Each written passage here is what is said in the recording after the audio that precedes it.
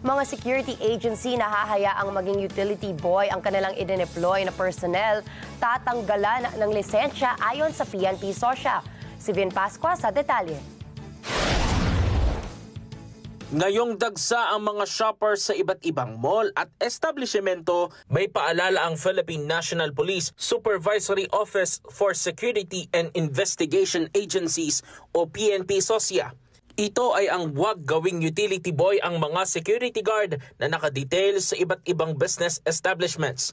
Ayon kay PNP SOSYA Acting Chief Brigadier General Gregory Bognabal, naglabas na sila ng memorandum sa iba't ibang security agencies upang linawin ang mandato ng security guards. Nakasaad sa memorandum ang sakop ng trabaho ng security guards bilang force multiplier at tagapagbantay ng katahimikan at kaayusan. Palabas po uli kami ng aming mga advisory, sa utos na rin po yan ng ating Chief PNP, na itong mga gwardiya natin dapat ay magamit natin yan doon sa tamang trabaho nila. Kasi po may mga mandato din sila na dapat lang nilang gawin.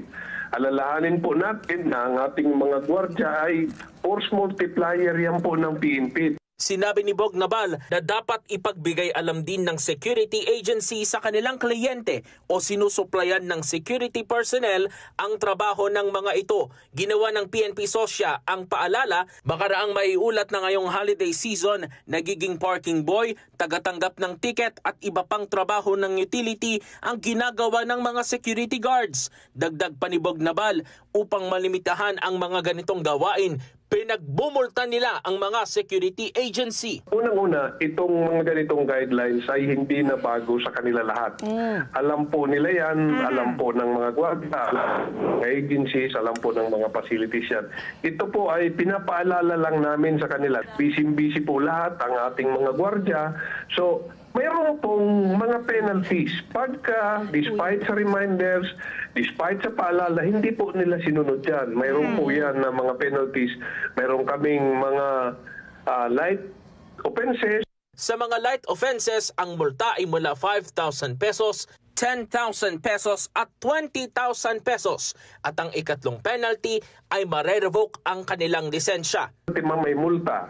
First offense, graduated naman ma'am. Una, 5,000, 10,000, then 20. Doon naman sa light offenses, may 10, 20, 30. Pag pangatlong beses na po silang nahuli, pwede pong matanggalan ng lisensya ang gwardiya at pwede pong ma-revoke ang lisensya ng mga agency mismo. Gayunman, sinabi ni Bognabal na sa mga hinihingi ng pagkakataon ay maaaring tumulong ang security guards, subalit dapat focus pa rin ito bilang tagapagbantay ng katahimikan sa kanyang area of assignment.